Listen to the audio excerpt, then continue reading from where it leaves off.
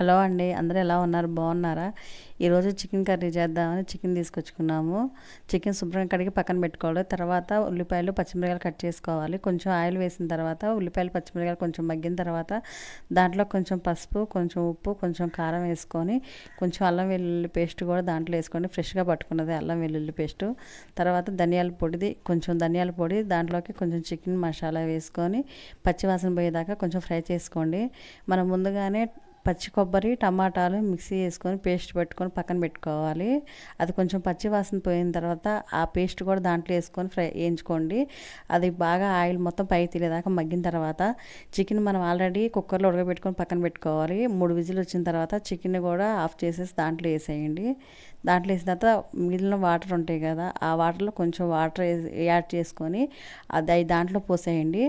Already మనకి chicken ఉడికే ఉంటుంది కాబట్టి కొంచెం సేపు ఒక 5 నిమిషాలు మూత పెట్టేసుకొని మగ్గబెడితే సరిపోతుంది. తర్వాత కొంచెం కొత్తిమీరాకు పుదీనాకు వేసుకొని ఆయిల్ పైకి తెలియదాకా ఉడకబెట్టుకోండి. చాలా బాగుంటుంది టేస్ట్. ఇది రాగి సంగటిలోకి కానీ చపాతీలోకి కానీ బిర్యానీలోకి కానీ చాలా సూపర్గా ఉంటుంది. మీరు ఒకసారి ఇలా ట్రై చేయండి. ఎలా ఉందో నాకు తప్పకుండా కామెంట్